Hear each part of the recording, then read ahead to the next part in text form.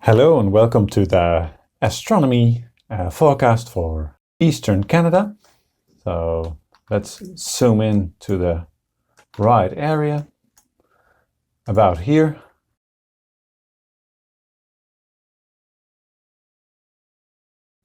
Early in the morning, at this moment the moon is up. It's full moon, it's actually a super moon. So looking at the moon full lit and quite close. So that's a nice sight to see. And that's in the west, of course.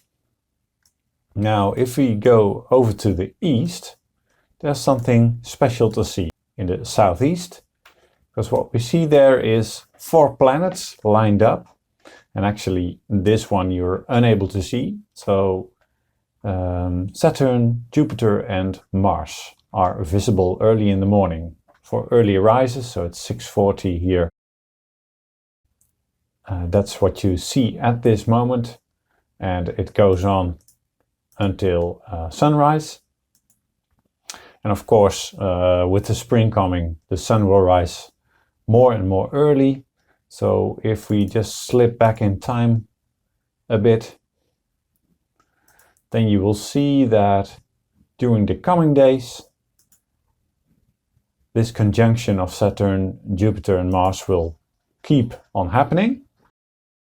And actually Mars draws closer to Jupiter further in the month.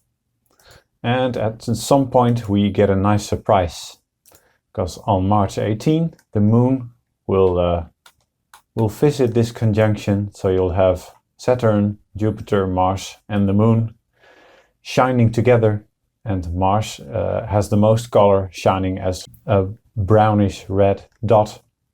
Saturn and Jupiter are more white.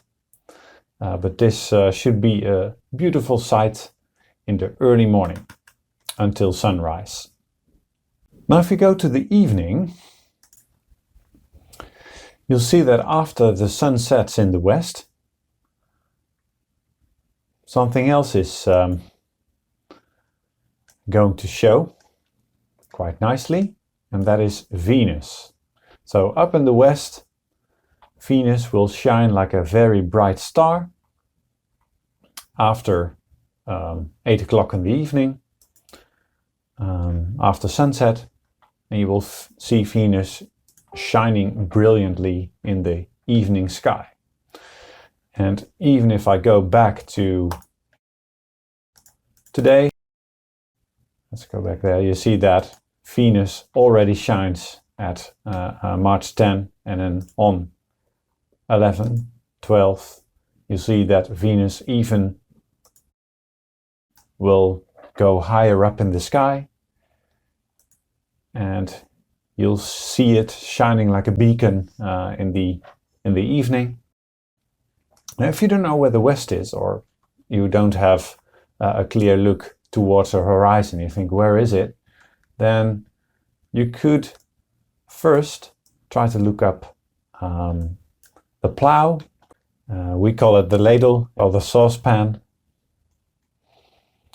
And you actually see that it stands on its side in the evening.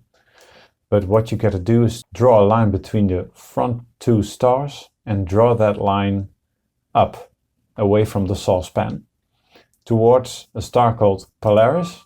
That's the pole star. It's actually not a very bright star, but this is a very important one, as it is always situated north. So once you get a hold of the pole star, you always have the ability to look north. And then, of course, from north you can look west and see Venus shining there. So back to the saucepan or the ladle or the plow or whatever you want to call it. So the front 2 stars of the saucepan will point upward to the pole star, and there you have the north. So you'll always be able to orient yourself in the sky. And that's what's coming up for the next few days. So happy sky gazing, and well, Speak to you later.